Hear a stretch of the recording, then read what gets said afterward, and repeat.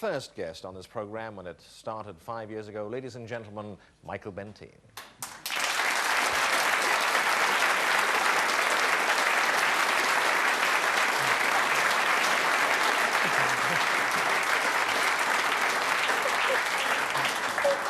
What is that thing?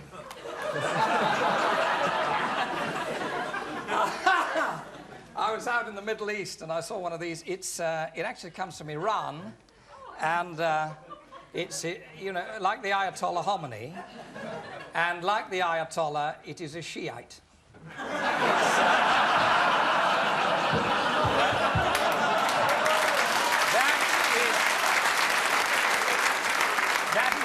That is what it is called, a Shiite hawk.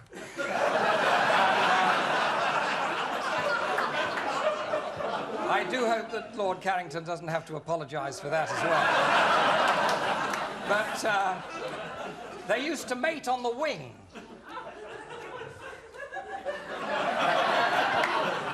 Used to mate on the wing.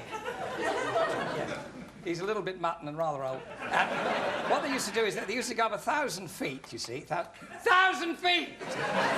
And then he's what they call the cockbird. It's cockbird. And then the hen bird would fly very low over the rock, and then he'd dive on top of her, and it was either the ecstasy or the agony. If he hit her, it was the ecstasy. If he missed her and hit the rock, it was the agony. And hence the old Iranian expression, which means don't knock the rock. Richard, would you take me? This is my son, Richard. Here we are. Could we have the... God love you, that's lovely. It was rather interesting that Donald was saying about stammering. It was a friend of mine in America who was in the days of live TV on the coast-to-coast hookup, and they were doing a film from Sid Grauman's Chinese theatre, and everybody came in, Cary Grant and everybody, and they'd been rehearsing this, and he could not get Mr. Kerr's car. Mr. Kerr's car, and he concentrating on this and concentrating on it, and he finally got it out on the live thing, because he's being watched by about 132 million people. He said, and here it comes, Miss Deborah Kerr's car, closely followed by Mr. Hitchcar's car. It's true. I've read this hard to believe, but didn't you once have a stammer? I had a terrible stammer. I had a full stammer. So I never really do gags about stammers because it's an appalling thing. Donald's absolutely right. People will finish the sentence for you. They say, could you tell me the way to the square? And you go, you say to the right, to the left, down the centre, out of the way!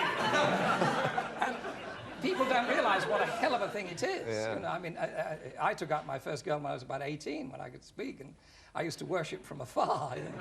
And I thought this girl was a goddess, and everything had been through her except Nelson's column.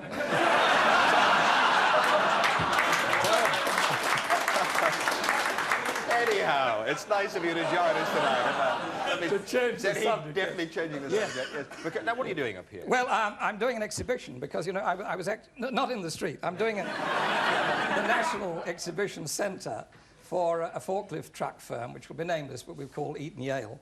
And they're a marvellous firm. They're British.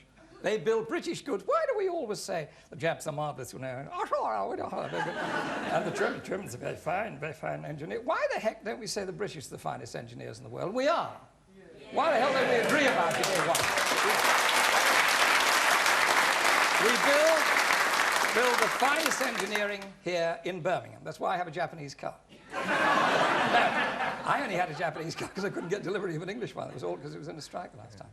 But no, I do this thing, and I hook them in with the, because we have an international audience there, and we get buyers from all over the world, and I hook them in with the Eagle, and then I do the flea circus, because after all, it's a handling exhibition, and man is a puny creature. You see, the world's champion weightlifter, Yurchenko, was lifted about 6 months ago. He snatch-lifted 682 pounds above his head to earn himself the title of Russia's most perfectly ruptured athlete.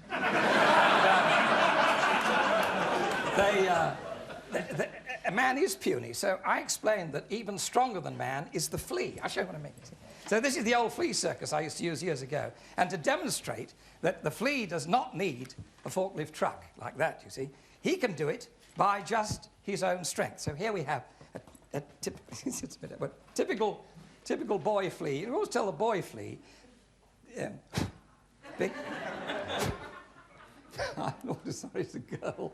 It's a girl flea. It must have been a grain of sand. But you can see the harness underneath there, Bob. Now, what it can do is, normally I ask for a tremendous roll on the drums here, but you know we haven't got trouble with the music tonight. So this is to heighten the dramatic effect and also to hide the sound of the Meccano motor. But because people, this Japanese show, oh, they are real fleas. I said, no, it's worked from underneath by fleas, you see. And that is the equivalent of a Birmingham lass lying on her back with her 4 legs in the air, well, 2 legs in the air, and she's pushing a double-decker bus up Snow Hill. I mean, it's tremendous, you see. So I yell out, push, dear, push, like a busy day in the Queen Elizabeth maternity ward. No. Roll on the drums, up the hill, go on up the hill, jump and drive the top, up the hill, push hard, dear, push hard, push, push, push, push, push, push, push, push, push, push, push, go on, yeah. Dulcie, thank you very much. Now, oh dear, look at that. You see, you train them and you train them and you train them and they still let you down.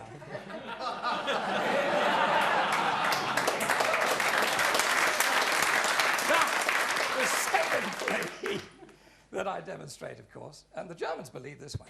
This will jump round here. God bless them. They're marvelous. They're absolutely, completely literal. It's going to jump round here, inspect the level of the liquid in the cup, come round here, climb up the ladder, come out. Those of you with very fine eyesight will see the rungs bend. Come out on the springboard, you see, and from the springboard we'll dive into the 1.5 inches of pure liquid essence of cenopods. Because it is a very moving performance that it is. Roll on the drum, and there we go, with no music, and it gone, that's it. Jump, you dulcet bugger, jump, go on. Up the ladder, and the next one for Daddy, right? Good, he's got long legs. Up the next, right to the top. Right, got to keep talking down that blasted motor. Oh, we go! Right to the top, out on the springboard. 1, 2, 3, bloody fantastic!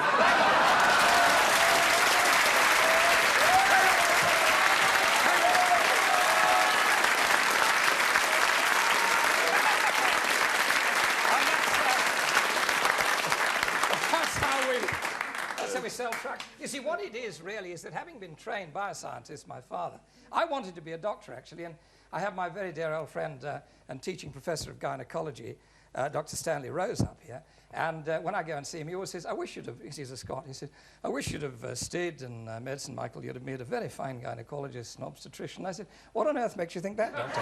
Because Stanley has a marvellous gift, you know. Yeah.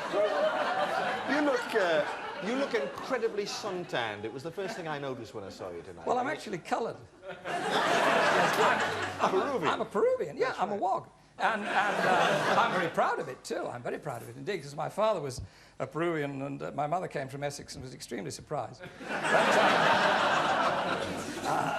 I've been all my life. I've been half and half because I have Peruvian nationality, therefore I had to do Peruvian military service, and I'd done nearly 5 years in the war with the RAF intelligence, which shows you how desperate they were. And so I wrote to the president and said I would be the only officer in the Peruvian army who'd actually been in a war. And I thought that would be a little embarrassing.